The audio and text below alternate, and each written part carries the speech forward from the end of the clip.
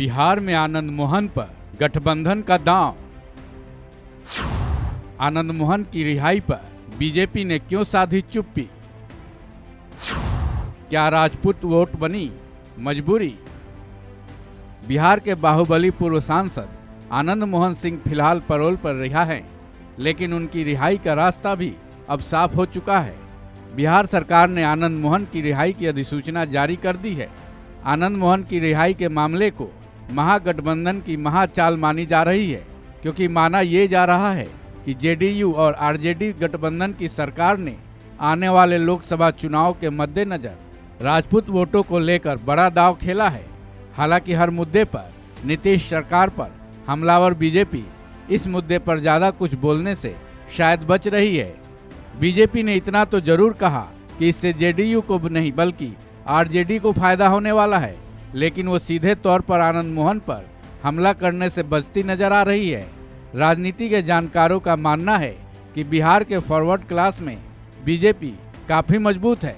इसमें राजपूत वोट हर पार्टी के लिए अहम माना जाता है। शायद यही वजह है कि बीजेपी इस मुद्दे पर ज़्यादा हमलावर नहीं हो रही है। इसको समझने के लिए हमें बिहार के राजपूत सियासत पर एक नज़र डालनी होगी। दरअसल बिहार में राजपूतों का प्रभाव काफ़ी अच्छा है। वो किंग तो कम ही बनते हैं, लेकिन किंग मेकर की भूमिका हमेशा से निभाते आ रहे हैं। यही वजह है कि हर चुनाव में राजपूतों की वोटों पर अपनी पकड़ हर राजनीतिक दल मजबूत करना चाहती है। बिहार के तकरीबन 35 विधानसभा सीटों और करीब 8 लोकसभा सीटों पर राजपूत जीत और हार का फैसला करते हैं। यही वजह है कि 2019 के लोकसभा चुनाव में बीजेपी ने 5 लोकसभा सीटों पर राजपूतों को टिकट दिया था। इसका नतीजा भी बीजेपी के हक में ही रहा था, क्योंकि इन 5 उम्मीदवारों ने जीत हासिल की थी। इतना ही नहीं, 2020 के बिहार विधानसभा चुनाव में कुल 28 राजपूत उम्मीदवारों ने जीत हासिल की थी।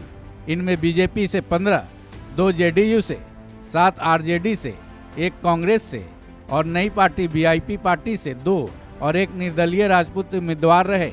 बिहार में सवर्ण वोटरों में भूमिहार जाति को भी नकारा नहीं जा सकता है।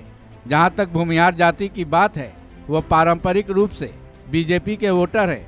हालांकि राजपूतों ने कभी आरजेडी का भी साथ दिया था, लेकिन 2014 के लोकसभा चुनाव से वो बीजेपी के कोर वोटर माने जा रहे हैं।